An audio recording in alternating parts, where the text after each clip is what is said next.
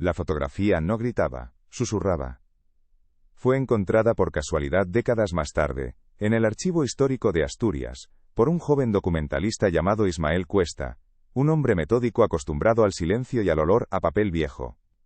Sucedió durante la catalogación de una caja de donaciones anónimas procedente del demolido Hospital de la Caridad. Entre facturas y registros médicos amarillentos, apareció la imagen. Era un cartón sepia, rígido y ligeramente curvado por la humedad. La fecha anotada en el reverso con una caligrafía temblorosa era clara: Pozo Amargo, otoño de 1904. La escena mostraba a un grupo de niños convalecientes, con sus ropas de hospital, sus miradas vacías, y una quietud impropia de su edad. Pero era en el fondo, casi devorada por la sombra de una puerta entornada, donde una figura de monja observaba la escena. Su rostro era un óvalo blanco indescifrable, un punto de fuga que atraía la mirada y generaba una extraña inquietud, como si su presencia silenciosa fuese la clave de todo el dolor contenido en la estampa. Antes de que esa fotografía existiera, la vida de la familia Álvarez transcurría al ritmo lento y predecible de la cuenca minera asturiana. Carmen Álvarez era el corazón silencioso de la casa. Sus días comenzaban antes del alba, con el olor a leña de roble y el borboteo del café de puchero. Sus manos, perpetuamente enrojecidas y ásperas por la lejía y el agua fría del lavadero, remendaban camisas, amasaban pan de centeno y cuidaban del pequeño huerto que les daba patatas y berzas. Su devoción era tangible, no en palabras, que escaseaban, sino en el calor del caldo, en la limpieza pulcra de su pequeño hogar de piedra, y en las largas horas que pasaba de rodillas frente a un modesto altar dedicado a la Virgen del Carmen, pidiendo en un murmullo constante por la salud de su hija pequeña, Lucía. La ansiedad por la bronquitis de la niña se había instalado en la casa como una neblina fina y persistente, un peso en el aire que volvía cada gesto más lento, cada silencio más profundo. El hombre de la casa, Javier Álvarez, era un pilar de fuerza y orgullo forjado en la oscuridad de la mina. Cada mañana, después de un desayuno frugal, emprendía la larga caminata hacia la bocamina, con el cuerpo todavía caliente del lecho y el espíritu preparado para el descenso. Era un hombre de pocas palabras, cuyo cariño se manifestaba en la gravedad de su mirada y en la ternura torpe con la que acariciaba el pelo de sus hijos. El polvo de carbón, ese enemigo invisible, ya había comenzado a anidar en sus pulmones, provocándole una tos seca y persistente que a veces rompía el silencio de la noche. Su vida, como la de todos los hombres de Pozo Amargo, estaba marcada por el sonido rítmico de los picos contra la veta, el olor a humedad y grisú, y la certeza de que cada jornada de trabajo era un día robado a la montaña, un pacto frágil con la muerte que se renovaba con cada amanecer. Los hijos, Marcos y Lucía, vivían en mundos paralelos bajo el mismo techo. Marcos Álvarez, con sus 10 años, ya cargaba con la seriedad de un adulto. Era un niño observador y ferozmente protector de su hermana, a quien seguía con la mirada como si temiera que el viento se la pudiera llevar. A menudo acompañaba a su padre hasta la entrada de la mina, un ritual silencioso en el que la mano del niño se aferraba a la del hombre hasta el último momento. Lucía Expósito, de 7 años, era una criatura de silencio y fragilidad. Sus ojos, grandes y oscuros, parecían absorber el mundo sin juzgarlo. Pasaba las horas sentada junto al fuego, esculpiendo con una pequeña navaja trozos de madera blanda hasta convertirlos en pájaros y animales imperfectos. Su enfermedad la había vuelto aún más introvertida, y su apellido, Expósito, un vestigio de un abandono que la familia nunca mencionaba, añadía una capa de ironía trágica a su delicada existencia. Pozo Amargo, en aquel otoño de 1904, era un pueblo suspendido en el tiempo, un laberinto de callejuelas empedradas y casas de piedra con tejados de pizarra ennegrecidos por el hollín. La vida entera giraba en torno a dos ejes inamovibles, la producción de la mina de carbón y la gracia de Dios, generalmente en ese orden. El aire era denso, cargado con el olor constante a tierra mojada y a la combustión lenta de las cocinas de leña. El paisaje sonoro lo componían el silbido del viento que bajaba de los picos de Europa, el eco lejano y metálico de las herramientas en las galerías subterráneas, y el tañido solemne de la campana de la iglesia de San Pedro, que marcaba las horas de un tiempo que parecía no avanzar. La comunidad era un ente cerrado, unido por la dureza del trabajo y la resignación de la fe, un lugar donde las alegrías eran escasas, y las penas se compartían en un murmullo colectivo, antes de ser sepultadas bajo una nueva capa de rutina y silencio. La rutina de los Álvarez era un engranaje de gestos repetidos, un poema humilde escrito con el sudor y el silencio. El día de Carmen comenzaba en la oscuridad helada que precede al alba, cuando el resto del pueblo aún dormía bajo el peso del cansancio. El primer sonido era el crujido de la leña en la cocina de carbón, seguido del aroma terroso del café de puchero que llenaba lentamente la pequeña estancia. Sus movimientos eran precisos, económicos, perfeccionados por años de práctica. Preparaba el desayuno para Javier, un trozo de pan de centeno y un poco de tocino, y lo envolvía en un paño limpio para que se lo llevara a la mina. Su amor no se expresaba en besos ni en palabras dulces, sino en el calor de esa comida, en la ropa limpia y remendada, en el orden pulcro de un hogar que luchaba cada día por no ser engullido por el polvo y la pobreza. Sus manos eran el mapa de su vida, perpetuamente enrojecidas, con los nudillos hinchados por el frío y la piel agrietada por la lejía. Eran las manos que se hundían en el agua gélida del lavadero comunal, donde las mujeres del pueblo compartían noticias y penas en un murmullo constante. Eran las manos que escardaban la pequeña huerta, arrancando patatas y berzas de la tierra dura y agradecida. Por la noche, a la luz temblorosa de un candil de aceite, esas mismas manos cosían y remendaban, dando nueva vida a camisas desgastadas y pantalones raídos. El cuidado era su lenguaje, el trabajo su devoción. Cada puntada, cada patata pelada, cada leño añadido al fuego era una declaración de amor silenciosa y feroz, una barrera levantada contra la intemperie de un mundo implacable que amenazaba constantemente con arrebatarles lo poco que tenían.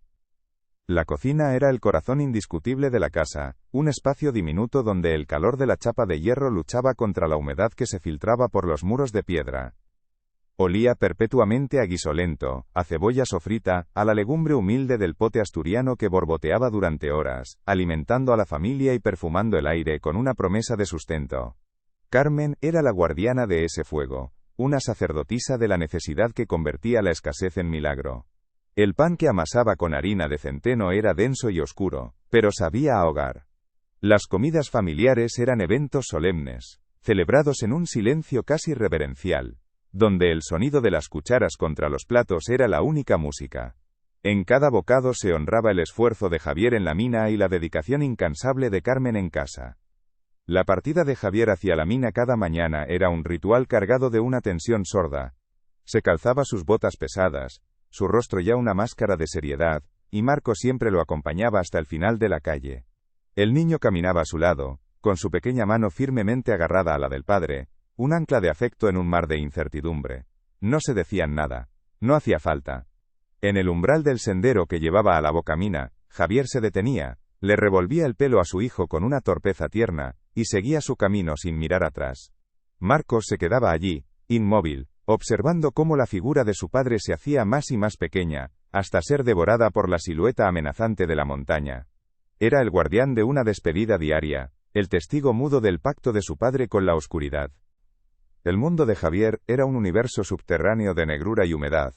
El aire en las galerías era espeso, cargado del olor metálico del carbón y el peligro latente del grisú.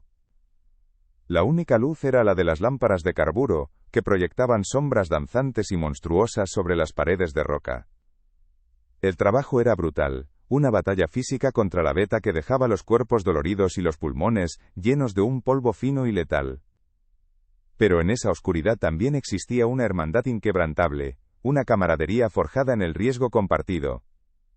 Los hombres se cuidaban unos a otros, sus voces resonando en la negrura, sus vidas dependiendo de la atención y la pericia del compañero.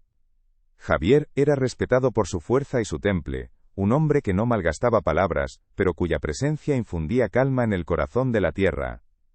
Marcos vivía en una infancia abreviada, con la seriedad de quien ha comprendido demasiado pronto la fragilidad de la vida. En la escuela parroquial, aprendía a leer y a escribir con una aplicación sombría, pero su verdadera educación tenía lugar en casa, observando la lucha silenciosa de sus padres. Su principal ocupación, sin embargo, era Lucía. La seguía con una vigilancia constante, un pequeño centinela que la protegía no solo de peligros reales, sino también de la rudeza del mundo. Si otros niños jugaban con demasiada brusquedad cerca de ella, Marcos se interponía con una mirada adusta que desarmaba a cualquiera. Sentía el peso de la enfermedad de su hermana como una responsabilidad propia, una carga que llevaba con una madurez impropia de sus 10 años, convencido de que su atención era el único escudo válido. Lucía, por su parte, habitaba un mundo interior rico y silencioso. Su enfermedad la había apartado del bullicio de otros niños, confinándola a los rincones tranquilos de la casa. Fue allí donde descubrió su única forma de expresión. Con una pequeña navaja que su padre le había regalado, transformaba trozos de madera de tilo en un bestiario de criaturas frágiles. No buscaba la perfección, sino el alma de los animales. Sus pájaros parecían a punto de echar a volar, sus zorros dormían con una placidez conmovedora. Cada figura era un pensamiento, un sentimiento, una historia que no podía contar con palabras. Sus manos, pequeñas y pálidas, se movían con una concentración absoluta, creando un universo de bolsillo donde la belleza era posible y el dolor no existía. Era su refugio, su lenguaje secreto, su pequeña rebelión contra el silencio. El vínculo entre los dos hermanos era un tejido de gestos y miradas. Marcos era quien le buscaba las mejores maderas, las más blandas y sin nudos, dejándolas junto a su silla sin decir una palabra. Lucía, a cambio, le mostraba sus creaciones terminadas, extendiendo la mano con la pequeña figura de madera en la palma. Él la tomaba con cuidado, la examinaba con seriedad y asentía, un gesto que significaba aprobación, comprensión y un profundo cariño. No necesitaban juegos ruidosos ni conversaciones interminables. Su conexión se basaba en una comprensión mutua de sus respectivos roles. Él era el protector, ella era la criatura preciosa que necesitaba ser protegida. En su silencio compartido, existía una comunicación más profunda y verdadera que en cualquier palabra que pudieran haber pronunciado.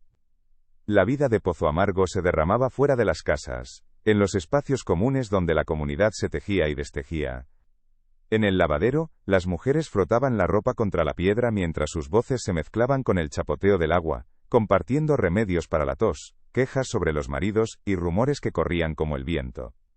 Por las tardes, los hombres salían de la mina con los rostros tiznados de negro y se reunían en el Chigre, el único bar del pueblo, para beber culines de sidra y lavar el polvo de sus gargantas. Sus risas eran estruendosas pero breves, un alivio momentáneo antes de volver a la rutina. La vida era pública, las penas y las alegrías eran de todos, aunque la verdadera intimidad se guardaba celosamente tras las puertas cerradas de cada hogar. La fe era otro pilar que sostenía a la comunidad, una mezcla de catolicismo devoto y antiguas supersticiones. Los domingos, la iglesia de San Pedro se llenaba de gente, sus mejores ropas oliendo a naftalina, sus voces unidas en los cánticos y las respuestas al cura. Pero fuera de los muros de la iglesia, la gente también creía en el mal de ojo, en los presagios y en los espíritus del monte. Carmen, aunque profundamente devota de la Virgen del Carmen, también colgaba una ristra de ajos tras la puerta para ahuyentar a los malos espíritus. Era una fe pragmática, adaptada a un entorno donde lo inexplicable y lo trágico eran parte de la vida cotidiana. Se rezaba a Dios por la salvación del alma, pero también se confiaba en los rituales ancestrales para proteger el cuerpo y la suerte. La enfermedad de Lucía se había convertido en una presencia más en la casa, una sombra que se alargaba con cada día que pasaba. Su tos seca y persistente resonaba en las noches, robándole el sueño a Carmen, que se levantaba una y otra vez para darle agua con miel o cambiarle los paños húmedos de la frente. La preocupación había trazado nuevas líneas en el rostro de la madre y había ahondado el silencio de Javier, quien se sentía impotente ante un enemigo que no podía combatir con sus manos. La alegría, ya de por sí escasa, se había evaporado por completo, reemplazada por una atmósfera de espera tensa, de respiración contenida. Cada carraspeo de la niña, cada acceso de fiebre, era un recordatorio de su fragilidad y de la precaria balanza en la que se sostenía su vida. El dinero, siempre escaso, comenzó a desaparecer con una rapidez alarmante. Las visitas del médico de Cangas, un hombre de rostro severo y maletín de cuero, costaban varias pesetas que la familia apenas podía permitirse. Cada visita terminaba con la receta de un nuevo remedio, un jarabe amargo, o unos polvos de eficacia dudosa que se compraban en la farmacia como si fueran la última esperanza. Javier aceptaba turnos extra en la mina, bajando a los pozos más peligrosos, mientras Carmen vendía parte de las hortalizas de su huerto. Pero era una batalla perdida. La enfermedad de Lucía no solo consumía su cuerpo, sino también los escasos recursos de la familia, arrastrándolos a una desesperación económica que se sumaba al tormento emocional, un nudo que se apretaba cada vez más. Aún así, había momentos breves y fugaces, en los que la luz conseguía filtrarse a través de las grietas de la preocupación. Una tarde de domingo, el sol de otoño, débil pero cálido, iluminó el pequeño patio trasero. Javier, sentado en un taburete bajo, tallaba con paciencia un silbato de madera de castaño para Marcos.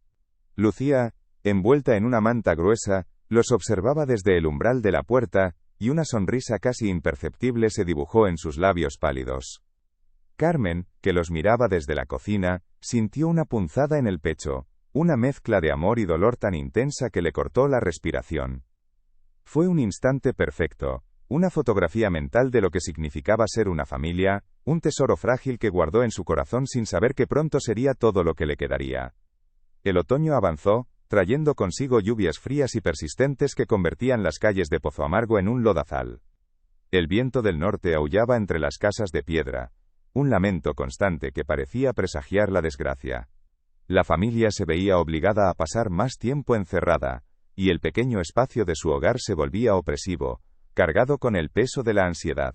La tos de Lucía empeoró con la humedad, y las noches se hicieron aún más largas y difíciles.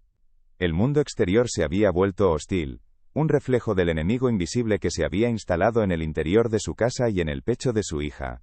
El aire se sentía denso, pesado, como si la propia atmósfera estuviera esperando, junto con ellos, el desenlace inevitable de aquella lenta agonía. La última noche antes de la decisión de llevarla al hospital, la familia se reunió alrededor del fuego, su única fuente de calor y luz. La escena era un cuadro de una quietud melancólica. Javier miraba las llamas, perdido en sus pensamientos, su rostro marcado por el cansancio y la impotencia. Carmen cosía en silencio, sus movimientos mecánicos, sus ojos fijos en la tela pero su mente en otro lugar. Marcos, sentado en el suelo, no apartaba la vista de su hermana. Y Lucía, acurrucada en una silla cerca del calor, trabajaba en un pequeño trozo de madera, sus manos moviéndose con lentitud. El único sonido era el crepitar del fuego y la respiración dificultosa de la niña. Era el retrato de su amor y su miedo, una última imagen de unidad, suspendida en el tiempo justo antes de romperse para siempre. La decisión final se tomó en la quietud gris del amanecer, con el sabor amargo del café y la desesperación. Javier consiguió prestada la carreta de un vecino, un vehículo desvencijado que chirriaba con cada giro de sus ruedas. El viaje hasta el Hospital de la Caridad, en la villa vecina, se hizo en un silencio pesado, roto solo por la tos seca de Lucía. Iba envuelta en todas las mantas que poseían, un pequeño bulto frágil en brazos de su madre. Carmen no apartaba la vista de la niña, su rostro una máscara de determinación que apenas ocultaba el pánico que le atenazaba el corazón. Javier guiaba al burro con una rigidez impropia de él, la mandíbula apretada, sus ojos fijos en el camino de tierra como si temiera que un solo parpadeo pudiera desatar la catástrofe. Dejaban atrás Pozo Amargo, su pequeño universo de hollín y piedra, para adentrarse en un mundo ajeno y temido, el de la caridad institucional. El Hospital de la Caridad se erguía en lo alto de una colina, un edificio encalado y austero, cuyos muros parecían irradiar una frialdad que nada tenía que ver con la temperatura. Al entrar, el olor a desinfectante y a ropa hervida les golpeó con la fuerza de una bofetada, un aroma que hablaba de enfermedad y disciplina. Los pasillos eran largos, resonantes, y el único sonido era el susurro de los hábitos de las monjas que se deslizaban por ellos como espectros silenciosos. Carmen se aferraba a su chal con fuerza, mientras Javier, un gigante fuera de lugar en aquel entorno de pulcritud forzada, permanecía de pie, incómodo y torpe. Una monja de rostro severo y ojos pequeños les guió hasta un despacho. Era Sor Consuelo.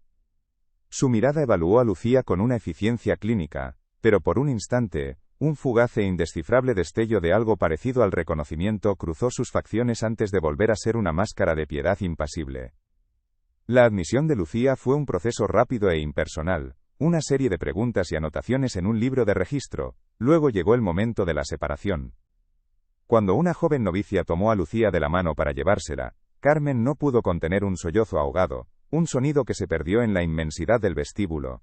Javier le puso una mano en el hombro, un gesto de consuelo tan tosco como sincero.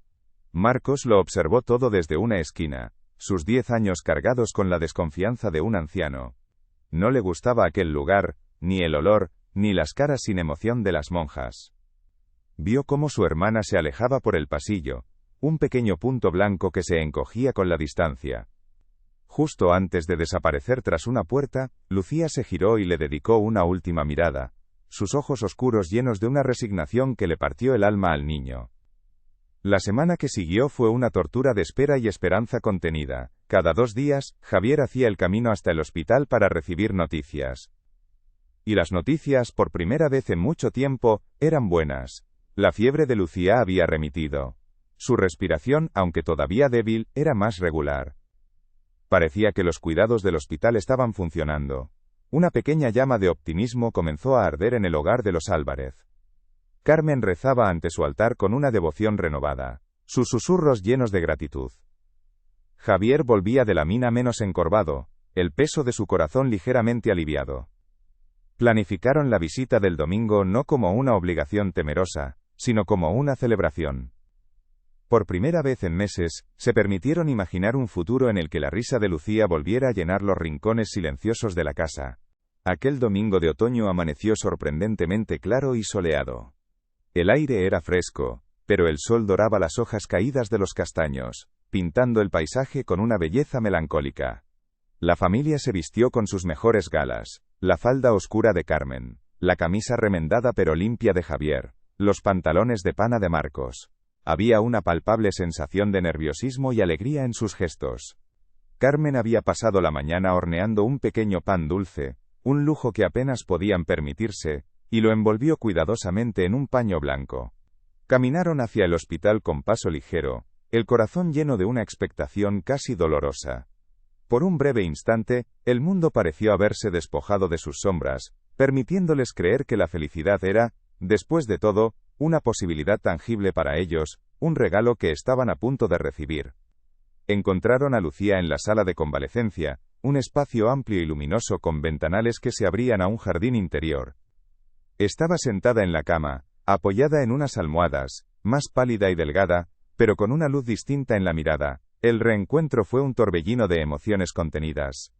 Carmen le acarició el pelo, le arregló el cuello del camisón del hospital, sus manos transmitiendo todo el amor que sus labios no decían. Javier, con su habitual torpeza tierna, le entregó un pequeño pájaro de madera que había tallado para ella durante las noches. Marcos se sentó en el borde de la cama y simplemente la miró, una sonrisa tímida en sus labios, el alivio inundando cada fibra de su ser. Lucía le sonreía a cambio, una sonrisa frágil pero genuina. El aire de la sala olía a limpio, a esperanza, a normalidad recuperada. Fue entonces cuando apareció un hombre de aspecto pulcro, con un bigote cuidado, y un pesado trípode de madera al hombro. Se presentó como un fotógrafo, encargado por los benefactores del hospital de documentar su obra de caridad. Quería hacer una fotografía de grupo con los niños convalecientes. Las monjas, con una eficiencia solícita, comenzaron a organizar a los pequeños pacientes. Colocaron a Lucía en la primera fila, en una pequeña silla de madera. Miraba directamente a la lente de la cámara, sus grandes ojos oscuros serios e inescrutables. La familia Álvarez se apartó a un lado, observando la escena con una mezcla de orgullo y timidez, sin sentirse parte de aquel momento oficial. La fotografía no era para ellos, era para gente importante de la ciudad, un testimonio de la bondad ajena que estaba sanando a su hija. El fotógrafo se cubrió la cabeza con el paño negro, ajustó el foco y pidió silencio. Por un instante la sala quedó en una quietud expectante. Algunos niños sonreían débilmente, otros miraban con curiosidad el extraño aparato. Lucía permaneció inmóvil, su expresión solemne, como si comprendiera la gravedad del momento. En el fondo de la composición, casi tragada por la penumbra de una puerta entornada que daba a un pasillo de servicio, estaba Sor Consuelo. No posaba, simplemente observaba la escena, una figura erguida y oscura. Su rostro, un óvalo blanco en la distancia, era ilegible. Su presencia un detalle secundario que nadie notó en ese momento. El fogonazo del polvo de magnesio iluminó la sala con una luz blanca y cegadora, congelando para siempre aquella estampa de inocencia y presagio, capturando el secreto que se escondía a plena vista. Tras el destello y la pequeña nube de humo, el ambiente en la sala se relajó. El fotógrafo, satisfecho, comenzó a guardar su equipo, agradeciendo a las monjas su colaboración. Para la familia Álvarez, el episodio no fue más que una breve y curiosa interrupción. Volvieron junto a Lucía, reanudando su conversación en voz baja. La niña les mostró una nueva figura que estaba empezando a tallar, otro pajarito de madera, aunque este parecía inacabado. Carmen desenvolvió el pan dulce y le dio un trozo, que ella comió con lentitud. El tiempo de la visita transcurrió con una placidez que no habían sentido en mucho tiempo, envueltos en el murmullo de las otras familias, el olor a lino limpio y la promesa de un regreso a casa que ahora parecía inminente y seguro. Era un momento de paz casi perfecto. La luz dorada de la tarde comenzó a declinar, tiñendo de naranja los muros blancos de la sala. Una campana sonó a lo lejos, una señal discreta pero firme que anunciaba el fin del horario de visitas. Llegó el momento de las despedidas. Carmen abrazó a Lucía con una intensidad que casi dolía, inhalando su aroma, tratando de memorizar el calor de su piel. Javier le apretó la mano, susurrándole que fuera buena, y que pronto volverían a por ella. Marcos fue el último en moverse.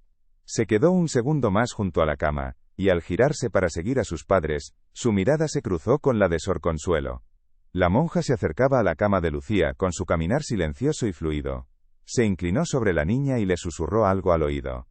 Marcos no pudo oír las palabras, pero vio cómo su hermana asentía y, sin dudarlo, tomaba la mano que la monja le ofrecía. Supuso que era para un último examen, una rutina más del hospital.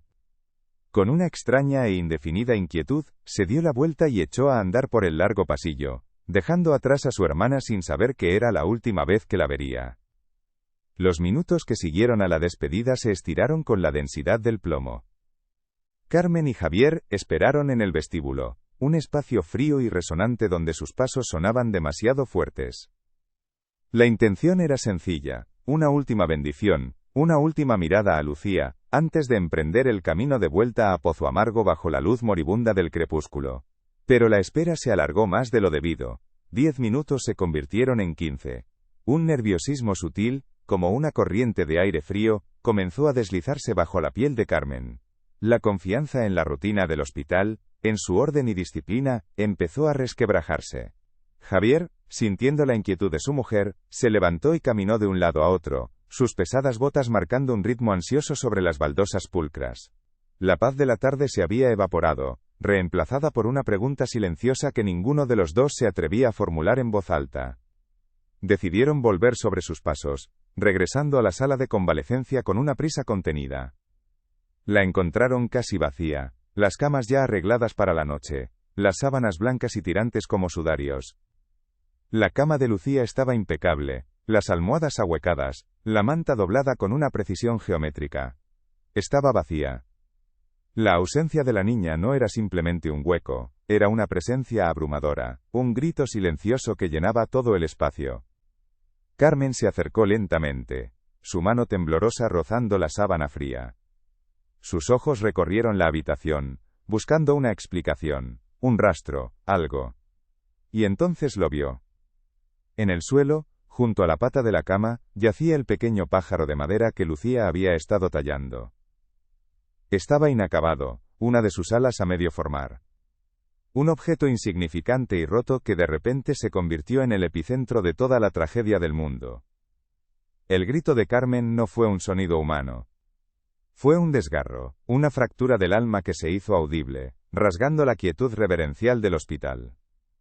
Las pocas novicias que quedaban en la sala se sobresaltaron, sus rostros pálidos volviéndose hacia la fuente de aquel lamento animal. Javier corrió hacia su mujer, rodeándola con sus brazos, pero ella era un cuerpo rígido, sus ojos fijos en la cama vacía, su boca abierta en un rictus de incredulidad y dolor puro. El caos estalló. Las monjas corrían por los pasillos, sus hábitos susurrando con urgencia. Las puertas se abrían y cerraban. El orden y la calma del Hospital de la Caridad se hicieron añicos en un instante, pulverizados por la fuerza de una pérdida que aún no tenía nombre, pero que ya se sentía absoluta, definitiva e irreversible. El mundo de la familia Álvarez, reconstruido con tanto esfuerzo sobre los cimientos de la esperanza, se había derrumbado por completo. La furia de Javier fue la respuesta a la parálisis de Carmen. Se desató como una tormenta, un torbellino de fuerza bruta y desesperación. Apartó a las monjas que intentaban calmarle, y se abrió paso a gritos hasta el despacho del director, un hombrecillo de gafas y manos temblorosas. La pregunta, ¿dónde está mi hija?, no era una súplica, era una acusación, un rugido que hizo temblar los cristales de la ventana. El director, superado por la situación, balbuceaba excusas, sugería que quizás la niña se había escondido, que jugaba al escondite. Pero la mirada de Javier, inyectada en sangre por el pánico y la rabia, no admitía consuelo ni evasivas. Era la mirada de un hombre que había descendido a la oscuridad de la tierra cada día de su vida, y que ahora se enfrentaba a una oscuridad mucho más profunda y aterradora, una para la que no tenía pico ni lámpara. Llamaron a Sor Consuelo. Apareció en el umbral del despacho, su rostro una máscara de serenidad piadosa, sus manos entrelazadas sobre el vientre como si estuviera en constante oración. Ante las preguntas desesperadas de Javier y el llanto roto de Carmen, su respuesta fue de una calma escalofriante. Negó haber visto a la niña después de que la familia se marchara. Sugirió, con una voz suave y razonable, que el pequeño Marcos, afectado por la emoción del día y la enfermedad de su hermana, debía de haber imaginado la escena. Sus palabras eran como aceite sobre el fuego, una negación tan absoluta y serena, que parecía casi una verdad. Convirtió la certeza de un padre en una duda, y la memoria de un niño en una fantasía. Su compostura era un muro de piedra contra el que se estrellaba la desesperación de la familia, dejándolos desarmados y solos. Marcos fue arrastrado al centro de la tormenta. Con sus 10 años, tuvo que enfrentarse a las miradas escépticas de los adultos, a sus preguntas condescendientes. Repitió su historia una y otra vez, su voz temblorosa pero firme. Describió el caminar silencioso de la monja, el susurro que no pudo oír, la mano que su hermana tomó sin dudar. Pero sus palabras se perdían en el aire, interpretadas como el fruto de una mente infantil y sobreexcitada. Lo miraban con una mezcla de pena y fastidio. En ese despacho, rodeado de rostros que no le creían, Marcos comprendió por primera vez la impotencia. Su verdad, la única verdad que importaba, fue borrada, declarada inválida. Esa noche, una parte de su infancia murió, reemplazada por una culpa silenciosa, y una desconfianza hacia el mundo adulto que lo acompañaría el resto de su vida. La Guardia Civil llegó tarde, cuando la noche ya había caído por completo sobre el valle. Eran 2 hombres de tricornio y capa, más acostumbrados a resolver disputas por lindes o a detener borrachos en el chigre del pueblo. La desaparición de una niña de un hospital regentado por monjas era algo que excedía por completo su experiencia y, quizás, su autoridad. Tomaron declaración con una formalidad burocrática que no dejaba espacio para la emoción. Anotaron los nombres, las horas, las descripciones. Escucharon el testimonio de Marcos con la misma paciencia distraída con la que escuchaban a los demás. Realizaron una búsqueda superficial por los alrededores del hospital, sus linternas cortando la oscuridad con haces de luz inútiles. Todo el proceso tenía un aire de teatro, de cumplir con un expediente que todos sabían que acabaría archivado y olvidado. La reputación del Hospital de la Caridad, y por extensión la de la Iglesia, era un bien demasiado preciado como para ser manchado por un escándalo. A los pocos días, sin que se diera ninguna explicación oficial, Sor Consuelo fue trasladada. La noticia se filtró como un murmullo, una decisión tomada en las altas esferas para protegerla de la situación y preservar la paz. Se dijo que había sido enviada a un convento de clausura en Castilla, un lugar remoto e inaccesible. Con su partida, se desvanecía la única conexión tangible con los últimos momentos de Lucía. Fue un movimiento limpio, eficiente y silencioso. La Iglesia cerró filas, borrando cualquier rastro de controversia, eliminando a la única testigo que podría haber ofrecido una respuesta. El silencio institucional cayó como una losa sobre el misterio, sepultándolo antes de que pudiera empezar a ser desenterrado. La noticia de la desaparición de Lucía llegó a Pozo Amargo como una onda expansiva, sacudiendo la rutina adormecida del pueblo. La reacción inicial fue de una solidaridad abrumadora y visceral. La mina paró. Los hombres, con sus rostros aún tiznados de carbón, se organizaron en partidas de búsqueda, peinando cada rincón del monte, cada sendero, cada galería abandonada. Gritaban el nombre de Lucía hasta quedarse roncos, sus voces rebotando en las paredes de roca, y perdiéndose en el viento. Era la respuesta instintiva de una comunidad unida por el peligro compartido, una hermandad que entendía el dolor de una pérdida porque vivían cada día con la posibilidad de la suya propia. Durante aquellos primeros días, los Álvarez no estuvieron solos. Su tragedia era la tragedia de todos. Un golpe asestado al corazón colectivo del pueblo. Las mujeres de Pozo Amargo por su parte tejieron una red de apoyo silencioso alrededor de Carmen. Le llevaban caldos calientes que ella apenas probaba, se sentaban con ella en la cocina durante horas, compartiendo un silencio que era más elocuente que cualquier palabra de consuelo. Remendaban la ropa de Javier y Marcos, se ocupaban de la huerta, mantenían el fuego encendido. Era su manera de luchar contra el caos, de imponer un mínimo de orden en un mundo que se había vuelto del revés. Veían en el rostro devastado de Carmen el reflejo de sus propios miedos más profundos. La fragilidad de sus hijos, la impotencia ante el destino, la crueldad de un Dios que a veces parecía dar la espalda. Su presencia era un ancla, una afirmación constante de que, a pesar de todo, la vida de alguna manera, debía continuar. Pero los días pasaron y se convirtieron en semanas, y las búsquedas no arrojaron nada. Ni un rastro, ni un trozo de tela, ni una huella. Lucía se había desvanecido como si nunca hubiera existido. La esperanza que al principio había ardido con fuerza, comenzó a menguar, a convertirse en una brasa mortecina y luego en ceniza fría. El esfuerzo colectivo se agotó, desgastado por la futilidad y el regreso inexorable de las propias necesidades. Los hombres volvieron a la mina, las mujeres a sus quehaceres. La tragedia de los Álvarez, que había sido el centro de la vida del pueblo, comenzó a desplazarse hacia los márgenes, convirtiéndose en un tema incómodo, una herida que nadie sabía cómo cerrar. El silencio que siguió a los gritos de búsqueda, fue más pesado y desolador que el propio ruido.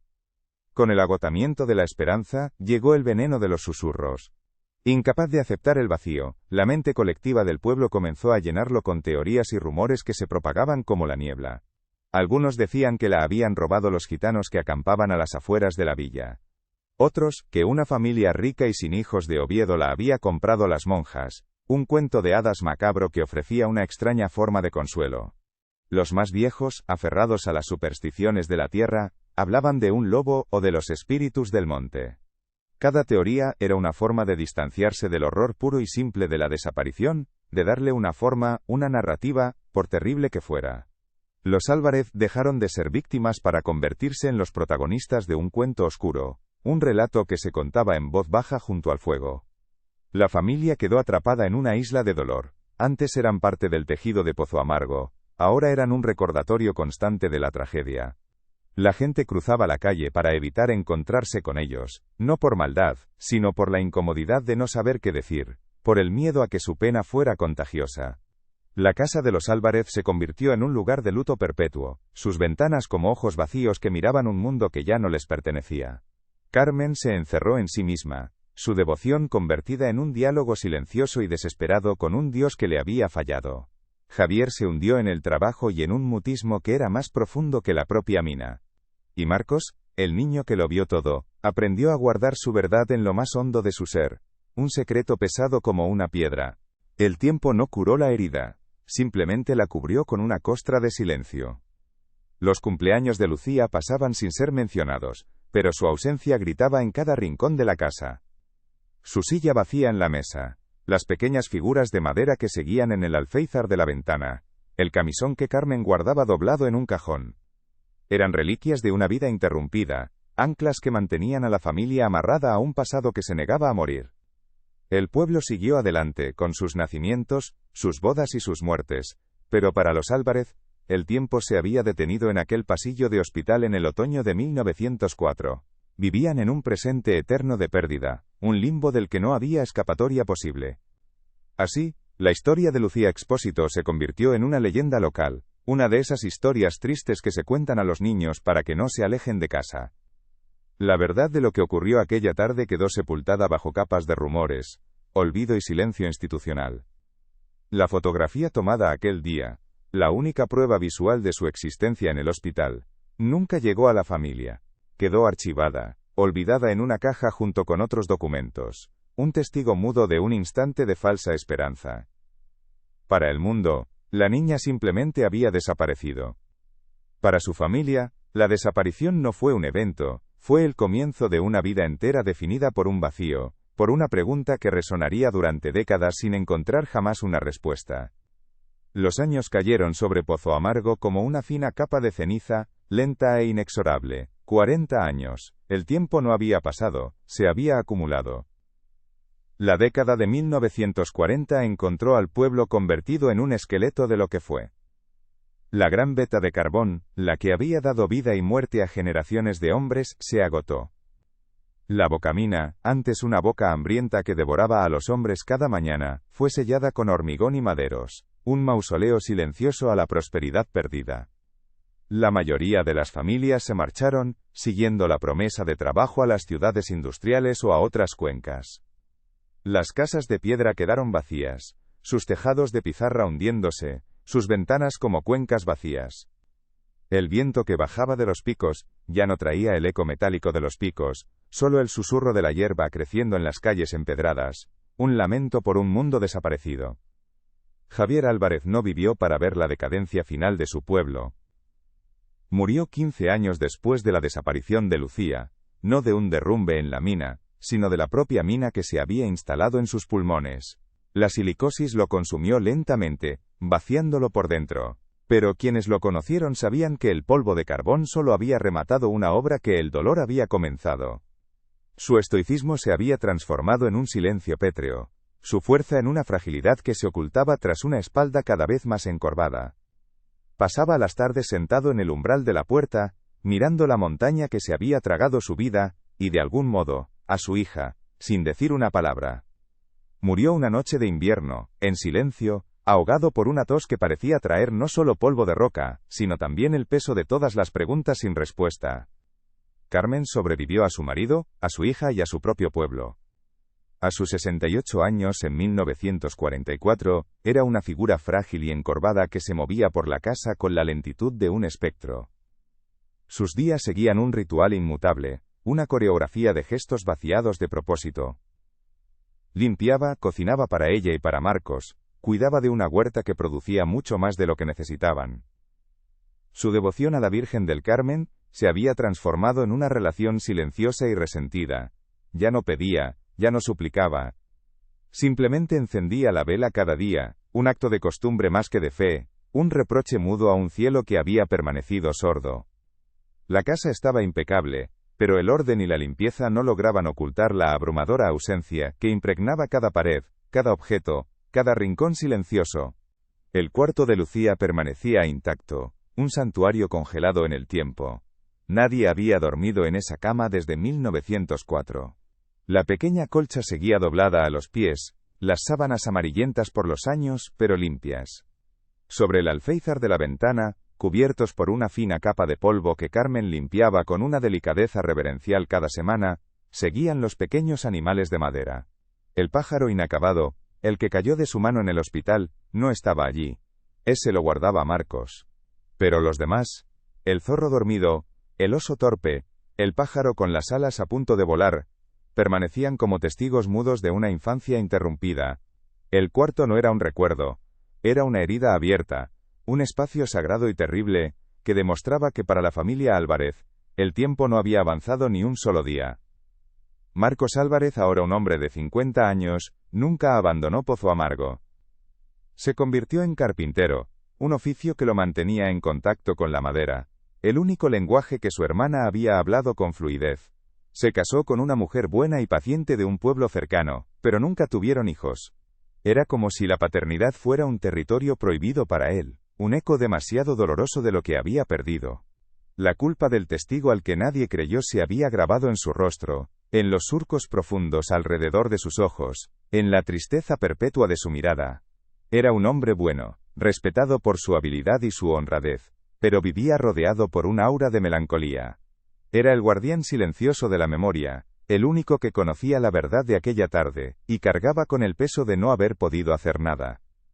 El nombre de Lucía se convirtió en el gran tabú familiar, una palabra prohibida que, si se pronunciaba, podría hacer que todo el frágil edificio de su existencia se viniera abajo.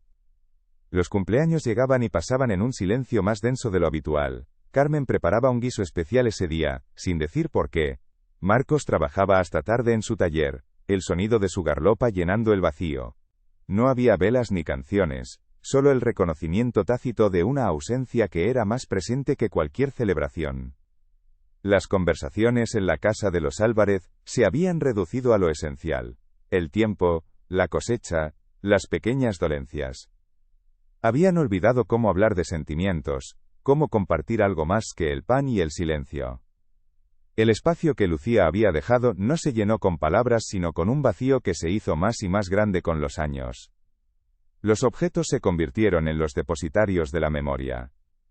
Las pesadas botas de minero de Javier seguían junto a la puerta, lustradas y cuidadas por Carmen como si él fuera a ponérselas al día siguiente para bajar a una mina que ya no existía. La pequeña silla de madera en la que Lucía se sentaba junto al fuego seguía en su rincón, vacía, acumulando el polvo de las décadas. Incluso las herramientas de Javier, colgadas en la pared del cobertizo, se mantenían en su sitio, engrasadas y listas para un trabajo que nunca más se haría. Cada objeto era un ancla que los mantenía fijos en el pasado, impidiéndoles navegar hacia cualquier futuro. Eran las reliquias de una vida familiar que se había detenido en seco, los fragmentos de un naufragio del que nunca fueron rescatados. Mientras el mundo exterior era sacudido por la guerra y la posguerra, la casa de los Álvarez permanecía como una isla fuera del tiempo. Las noticias de la guerra civil llegaban como ecos lejanos, irrelevantes ante la magnitud de su propia tragedia privada. Vieron pasar a soldados de ambos bandos por el valle, pero para ellos, la única guerra que importaba se libraba dentro de los muros de su hogar. Los vecinos que habían compartido su dolor inicial murieron o se marcharon. Las nuevas familias que llegaron al pueblo conocían la historia solo como una leyenda local: la niña que se perdió, un cuento triste que se contaba a los recién llegados. Los Álvarez se convirtieron en parte del folclore de Pozo Amargo, figuras fantasmales en su propia vida, aislados no solo por su dolor, sino por el abismo del tiempo. Con los años, la historia se deformó. La verdad de lo que Marcos vio se disolvió en el ácido del tiempo y la incredulidad, incluso para él mismo en sus momentos más oscuros. A veces, en la quietud de la noche, se preguntaba si de verdad lo había visto, si no habría sido, como todos dijeron, la fantasía de un niño asustado. La duda era un veneno lento que se sumaba a la culpa. La comunidad, para protegerse del horror inexplicable, había elegido sus propias versiones: el robo, el accidente, el cuento de los gitanos. La narrativa de la familia rota era más fácil de sobrellevar que la posibilidad de un mal más insidioso y cercano, oculto tras el hábito de una monja y el silencio de una institución. La memoria colectiva había reescrito la historia, dejando a los Álvarez solos con los restos de la verdad. El dolor no disminuyó, simplemente cambió de forma. Se convirtió en una condición crónica, una parte de su ser tan fundamental como el color de sus ojos o la forma de sus manos. Era la primera cosa en la que pensaban al despertar y la última que los acompañaba al sueño. Carmen pasaba horas mirando por la ventana, sus ojos perdidos en el camino que llevaba fuera del pueblo, como si esperara ver una pequeña figura que volvía a casa. Marcos, cada vez que lijaba una pieza de madera hasta dejarla suave, sentía el eco de las manos de su hermana, de su concentración silenciosa. El que hubiera sido era un fantasma que se sentaba con ellos a la mesa, un miembro invisible de la familia. La pregunta de ¿dónde estás? Había dejado de ser un grito para convertirse en el latido sordo y constante que marcaba el ritmo de sus vidas vacías. 80 años después de que el silencio cayera sobre la familia Álvarez, en la quietud de una sala de archivo en Oviedo, la historia encontró la forma de hablar. Sucedió en 1984. Ismael Cuesta, un joven documentalista del Archivo Histórico de Asturias, un hombre metódico y paciente, trabajaba en la catalogación de una donación anónima. Varias cajas de documentos rescatados del demolido Hospital de la Caridad. El aire olía a papel viejo y a la descomposición lenta del tiempo. Entre registros médicos y facturas amarillentas, encontró la fotografía. Era un cartón sepia, rígido, con la fecha anotada en el reverso. Otoño, 1904. La imagen le llamó la atención no por su valor histórico, que era evidente, sino por una extraña melancolía que emanaba de los rostros de aquellos niños enfermos. Era una estampa de quietud forzada, de inocencia interrumpida, un eco de un dolor que se negaba a desaparecer del todo. La imagen era un pequeño teatro de la piedad. Un grupo de niños convalecientes, vestidos con los uniformes del hospital, posaban con una solemnidad impropia de su edad. Algunos miraban a la cámara con curiosidad, otros con una apatía que helaba la sangre. Ismael, acostumbrado a leer historias en los rostros anónimos del pasado, Sintió que aquella fotografía contenía algo más que una simple escena de caridad. Su mirada, entrenada para buscar el detalle, se desvió del grupo principal y se posó en el fondo, en la penumbra de una puerta entornada. Allí, de pie, casi fusionada con la sombra, estaba la figura de una monja. Su rostro era un óvalo pálido, indescifrable a simple vista. No posaba como los demás. Observaba. Su presencia era un punto de fuga, un ancla oscura en la composición que generaba una inquietud inexplicable, como si fuera la guardiana de un secreto que la propia imagen se esforzaba por ocultar. Movido por una curiosidad que trascendía su deber profesional, Ismael decidió que la fotografía merecía algo más que ser catalogada y archivada. La calidad de la imagen era buena, y la tecnología de la época, aunque incipiente, ya permitía la restauración digital. Quería limpiar el ruido del tiempo, dar nitidez a aquellos rostros, entender la historia que se escondía tras el grano de la emulsión de plata. Pasó horas trabajando con la imagen escaneada en un monitor de fósforo verde. Con paciencia, ajustó el contraste, equilibró los niveles de luz y aplicó filtros para reducir las manchas y arañazos. El proceso era lento, casi meditativo. Poco a poco, como si emergieran de una niebla densa, los detalles comenzaron a definirse. Las texturas de la ropa, las grietas en la pared, las expresiones fugaces de los niños. Y, sobre todo, el rostro de la monja en la sombra. El primer escalofrío recorrió la espalda de Ismael cuando el rostro de Sor Consuelo quedó finalmente enfocado. La restauración digital reveló lo que el ojo desnudo no podía ver. No era una expresión de piedad serena, ni de disciplina monástica. Era algo mucho más complejo y perturbador. Sus ojos, fijos no en el grupo, sino en una niña específica de la primera fila, Lucía, ardían con una intensidad feroz, una mezcla de amor posesivo, miedo y una determinación inquebrantable. Era la mirada de una madre que contempla a su cría, una conexión tan visceral y privada que resultaba casi impúdica en aquel contexto público. La monja no era una cuidadora anónima, era una protagonista oculta, y su emoción, capturada en esa fracción de segundo, redefinía por completo la naturaleza de la escena. La fotografía dejó de ser un documento para convertirse en un testimonio. Con el pulso ligeramente acelerado, Ismael centró su atención en la niña que era el objeto de aquella mirada tan intensa, Lucía Expósito. Su rostro, pálido y serio, miraba directamente a la cámara, pero la restauración reveló un matiz sutil, una tensión en su mandíbula, una espera contenida. Sus manos estaban en su regazo, y en una de ellas sostenía el trozo de madera que estaba tallando. Pero no lo sostenía de forma casual. Lo mantenía ligeramente levantado, casi como una ofrenda o una señal. Era un gesto mínimo, casi imperceptible, pero en el contexto de la mirada de la monja, adquiría un nuevo significado. No era una niña posando pasivamente, estaba comunicando algo, participando en un diálogo silencioso con la figura en la sombra, un diálogo del que el fotógrafo y el resto del mundo eran meros espectadores ignorantes. Fue entonces cuando lo vio, un detalle minúsculo, un accidente de la luz que se había convertido en la clave de todo. El suelo de la sala de convalecencia estaba recién encerado y pulido, un detalle que hablaba de la pulcritud obsesiva del hospital. Justo delante de Lucía, en una de las baldosas oscuras, había un reflejo distorsionado. Al principio era solo una mancha de luz, pero con el zoom y la manipulación digital, la mancha comenzó a tomar forma. Era el reflejo de la propia Lucía, y, a su lado, el de la figura de Sor Consuelo. La perspectiva del reflejo mostraba un ángulo que la cámara no había captado. Mostraba lo que la monja hacía con su otra mano, la que estaba oculta a la vista tras el marco de la puerta. No estaba simplemente quieta, estaba haciendo un gesto.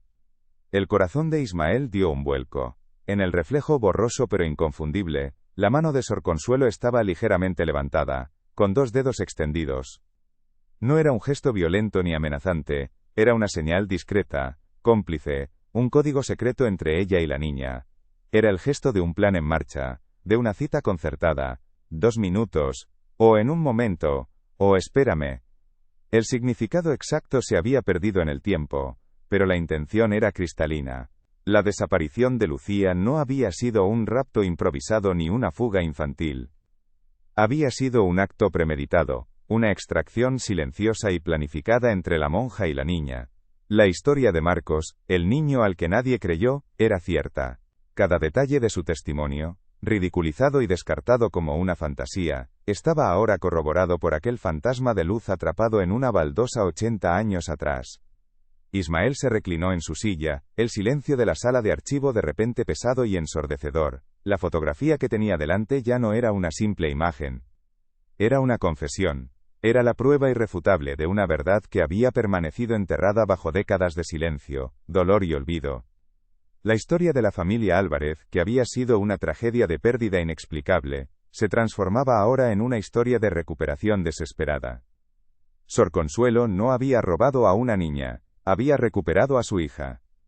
El abandono original, sugerido por el apellido Expósito de Lucía, cobraba ahora un sentido terrible y trágico. La monja, incapaz de soportar la idea de perderla por segunda vez, había orquestado su propia justicia privada, sin importarle la devastación que dejaría a su paso. La revelación no trajo consigo una sensación de triunfo, sino una profunda y abrumadora tristeza. No había justicia posible. Javier y Carmen Álvarez habían muerto viviendo en la oscuridad de una mentira, llorando por una niña cuya historia real nunca conocieron. Habían construido sus vidas alrededor de un vacío que tenía una forma completamente distinta a la que ellos imaginaban. Su dolor no había sido en vano, pero sí había sido ciego. La tragedia no era la de una familia rota por un acto de maldad aleatoria, sino la de dos familias, la biológica y la adoptiva, destrozadas por un acto de amor desesperado y secreto, nacido de la vergüenza y las rígidas convenciones sociales de una época implacable.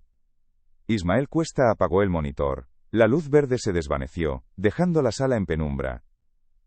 La fotografía, ahora cargada con el peso de su revelación, yacía sobre su escritorio. Se había convertido en el último capítulo de la historia de Lucía, un epílogo silencioso escrito con luz y sombras. La verdad, finalmente desenterrada, no ofrecía consuelo. No podía devolver la vida a los muertos, ni borrar 40 años de agonía. Solo podía dar testimonio. Demostraba que el pasado, por mucho que se intente sepultar, siempre encuentra una grieta por la que susurrar su verdad, aunque llegue demasiado tarde, cuando ya no queda nadie para escucharla, excepto un archivero solitario en una sala silenciosa, 80 años después. Ismael Cuesta no compartió su descubrimiento de inmediato. La revelación era demasiado íntima, demasiado tardía. Se sentía como un profanador de tumbas, un intruso en un dolor que no le pertenecía. Tras días de reflexión, tomó una decisión. Con la ayuda de los registros parroquiales y el censo, localizó al único descendiente directo que quedaba de la familia Álvarez, un anciano Marcos Álvarez, que aún vivía en la casa de piedra de sus padres, en un pozo amargo casi deshabitado. Ismael viajó hasta allí en una mañana gris de otoño, con una copia de alta calidad de la fotografía en un sobre. Encontró a un hombre de 80 y tantos años, encorvado por el tiempo y la tristeza, con unos ojos que parecían haberlo visto todo. En la cocina, que olía igual a leña y a recuerdos, Ismael le mostró la imagen, y con una voz suave y respetuosa, le señaló el reflejo en la baldosa, la mano de la monja, la mirada de su hermana. Marcos Álvarez no lloró. Sus conductos lacrimales se habían secado hacía décadas. Simplemente miró la fotografía durante un tiempo que pareció eterno, su mano nudosa y temblorosa trazando el contorno del rostro de Lucía en el papel. El peso de 80 años de culpa, la certeza de una verdad que nadie le creyó, se levantó de sus hombros, pero no fue reemplazado por el alivio sino por un vacío aún más profundo. La historia que había definido su vida entera, la de la pérdida inexplicable y la injusticia del silencio, se había desmoronado. Su hermana no había sido una víctima pasiva, había sido una participante en su propia huida, una huida hacia su verdadera madre. El dolor de sus padres, la lenta desintegración de su familia, no había sido causado por un acto de maldad, sino por un acto de amor desesperado. Una verdad que llegaba demasiado tarde para sanar, solo para redefinir las cicatrices. Unos días después, Marco realizó su propio y silencioso funeral. No para Lucía, sino para la historia que había muerto.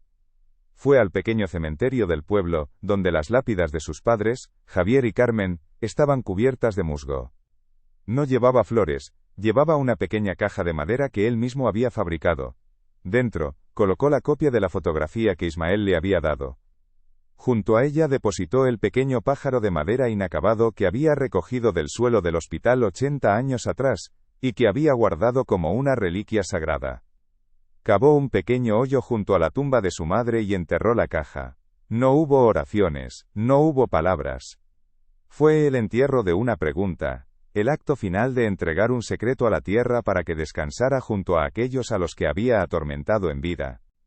De vuelta en la casa, el silencio parecía diferente, más denso, definitivo. Marcos caminó por las estancias como un extraño. El cuarto de Lucía, que siempre había sido un santuario del misterio, era ahora la escena de un prólogo que él nunca había entendido. Las pequeñas figuras de madera en el alféizar ya no eran los juguetes de una niña enferma, sino los ensayos de una vida que anhelaba volar lejos de allí. Se detuvo frente al viejo álbum de fotos familiar, sus páginas amarillentas y frágiles. Lo abrió y miró la última fotografía que tenían de ellos cuatro juntos, tomada en la feria del pueblo el verano anterior a la desaparición. Vio la sonrisa forzada de su madre, la seriedad protectora de su padre. Estaban luchando por una niña que, en su corazón, ya pertenecía a otro lugar. Con un gesto lento y deliberado, cerró el álbum. La tarde caía, tiñendo de un gris melancólico las paredes de piedra de la cocina. El último acto de Marcos fue el más silencioso de todos. Se acercó a la pequeña repisa sobre la chimenea, donde siempre había estado un único retrato enmarcado, una fotografía de sus padres, Carmen y Javier, en el día de su boda.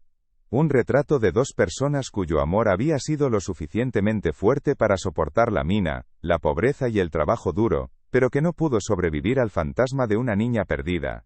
Marcos tomó el marco entre sus manos. Contempló sus rostros jóvenes, llenos de una esperanza que él sabía cómo había terminado. Luego, con una lentitud que era casi una ceremonia, giró el retrato y lo colocó de nuevo en la repisa, pero esta vez con la imagen de cara a la pared. El pasado, por fin revelado, era demasiado pesado para seguir mirándolo.